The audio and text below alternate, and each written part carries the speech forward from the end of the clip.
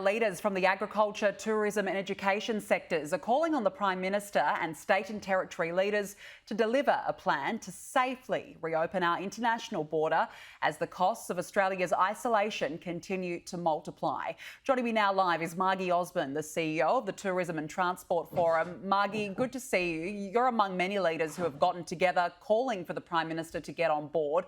What exactly do you need to hear? Well, we just need a set in cement, articulated plan of where we're going to be going over the next 12 months. I mean, I think the issue for the industries that came together today, the agriculture, the education and tourism sectors, is we all have similar problems. The international borders are a serious blow to our particular industries proceedings. So while we fully appreciate that health must come first, that must be the number one priority of government, we still need some clear indicators of what's the trigger for a lockdown for everybody in the country? Can we have a uniform response? What will be the kind of vaccination levels that will generate particular kinds of lessening of restrictions? What level of vaccination do we need here in Australia before the international borders open? Those kinds of things. Now, industry itself has on several occasions put together plans in this space. There's a particularly good one from the Business Council of Australia. We just like some certainty, and we think it's time government focused on this. Well, so during today's National Cabinet meeting, this idea of a vaccine passport or a certificate, as the Prime Minister is now referring it to, the states couldn't come to an in-principle agreement that if you are vaccinated, you won't be blocked by border restrictions. It will remain opt-in for leaders at this stage. Is this a setback for the industry again? Well, look, it's not a step forward under any circumstances. The bottom line for us is that a lack of certainty around state borders affects all of us badly, because you simply can't get any certainty for either the travelling public or the skilled workforce that might choose to travel around the country. So we really do need the states to start appreciating that probably the New South Wales approach to these things is the one they should all aspire to and should all be falling in behind.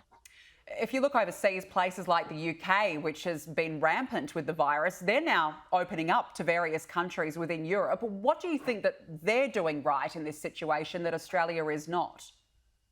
Oh, look, I think their vaccination process has been particularly efficient. It was a mass vaccination process from the very beginning. And you were seeing sort of growth in parts of their, for example, tourism industry. All their over 60s who are now vaccinated have decided it's time to go back to cruising. So there's a lot of birth of new tourism product happening all over the place for the older demographic in the UK, for example. But I think the issue is they've said, by the time we reach this level of vaccination, we'll be doing this. By the time, we get to this point and we've opened to this many countries, this is how we're going to measure success. So it really is a case of having a clearly articulated strategy that everybody can put their hand up and sign on the dotted line for.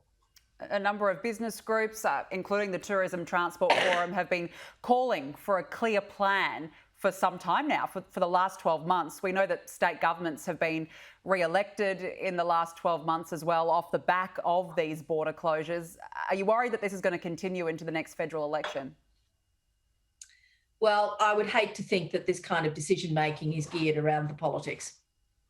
Essentially, from our point of view, for the three sectors that have come out in this release in the last 24 hours, we're all uniquely affected by the international borders. And if they're going to be, supposedly locked down until halfway through next year, we really need to understand exactly what the process is going to look like.